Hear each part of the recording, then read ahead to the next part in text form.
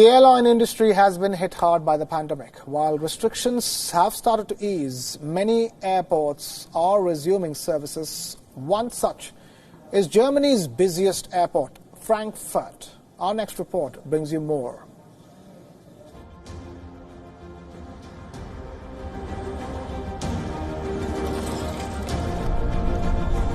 The coronavirus pandemic has pushed people indoors and left economies in ruins.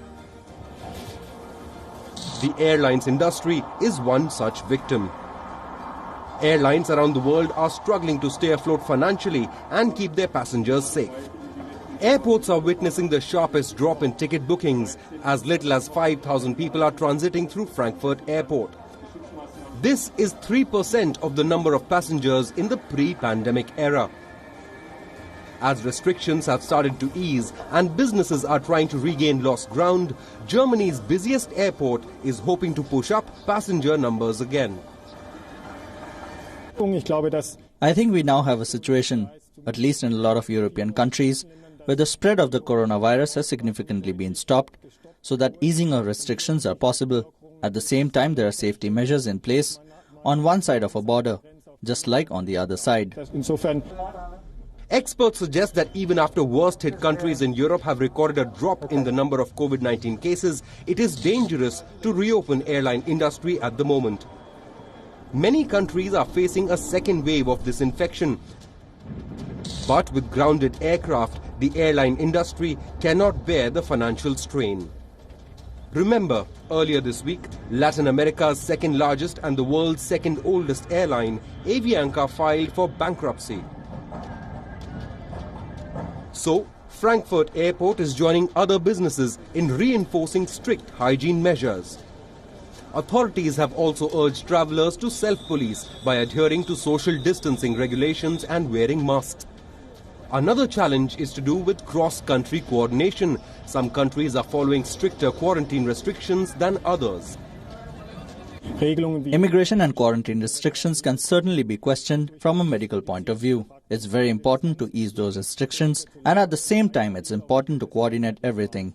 It makes no sense if one country points to its restrictions and another country says, but we have already eased them. Other businesses are also getting creative to sustain themselves. German automation specialist Bocker has come up with a drive-in testing center. They are also looking at developing a robot to take over testing to safeguard healthcare workers.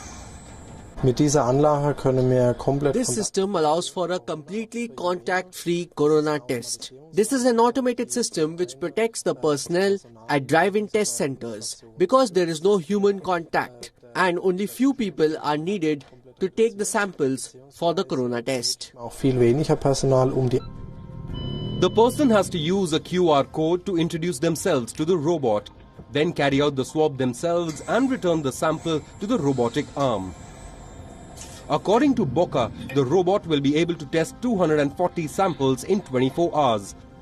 The robot is still in the testing phase, but the makers hope that it can eventually be put to widespread use, especially in the airline industry. Bureau Report, WION, World is One. Gold coins marking the Taiwan presidential inauguration have hit record high prices. This comes as the Central Bank of Taiwan unveiled two new commemorative coins to mark the inauguration of President Tsai Ing-wen and Vice President-elect William Lai. A total of 10,000 gold coins and 50,000 silver coins will be sold by the Bank of Taiwan on Inauguration Day.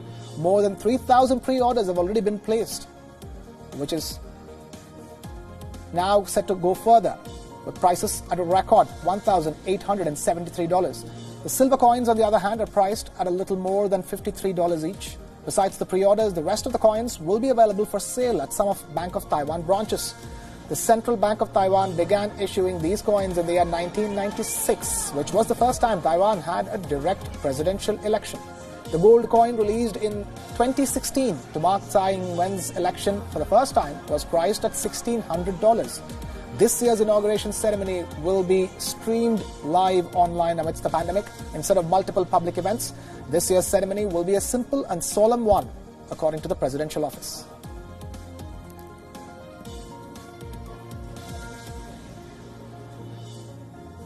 And with that, we take a very short breather. We'll be back with news on the other side. Keep it with WION World as well.